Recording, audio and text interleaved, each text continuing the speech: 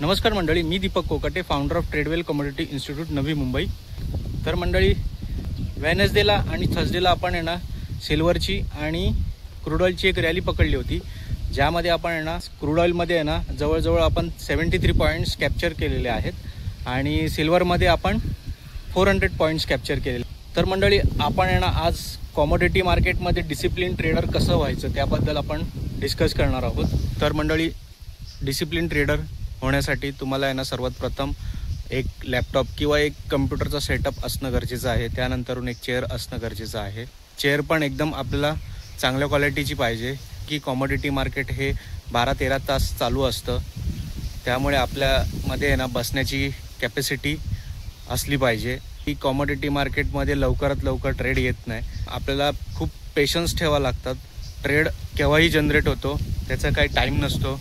कधी पण आपल्याला ट्रेडची ऑपॉर्च्युनिटी येत असते, कधी सिल्वरमध्ये, कधी क्रूड ऑइलमध्ये, तर कधी कॉपरमध्ये। तर आपल्याला खूप लक्ष ठेवून राहावं लागतं। ह्या गोष्टी ट्रेडिंगसाठी खूप महत्त्वाच्या असतात। आणि एकदा का कमोडिटी मार्केटमध्ये ट्रेड जनरेट झाला, कशामध्ये पण, सिल्वरमध्ये, क्रूड ऑइलमध्ये, तर तुम्ही प्रॉपर तो ट्रेड एक्झिक्यूट झाल्यानंतरून सर्वात प्रथम SL लावणं गरजेचं आहे।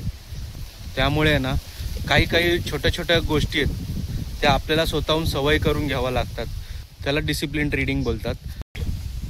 तरच तुम्हाला ट्रेडिंगमध्ये मास्टर की डेव्हलप होईल। ज्या दिवशी तुमच्या घरी कोणी पाहुणे आले असतील किंवा तुम्हाला काही काम निघालं असेल, तर मी सांगेल तुम्ही त्या दिवशी ट्रेडिंग करू नका। ज्या दिवशी तुम्हाला वेळ असेल मार्केटला देण्यासाठी, तरच तुम्ही ट्रेड करा। त्याच्याशिवाय ट्रेडिंग इझी नाही आहे। ट्रेडिंगमध्ये आहे ना डिसिप्लिन, पेशन्स आणि रूल्स हे खूप महत्त्वाचे आहेत। हे तुम्हाला 3 नियम फॉलोच करावा लागतील, नाहीतर तुम्हाला सक्सेस मिळणार नाही।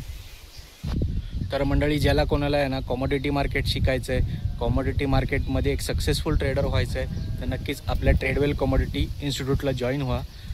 आपण अशाच कमोडिटी मार्केटबद्दल व्हिडिओ आणत राहू। टिल देन, बाय मित्रांनो।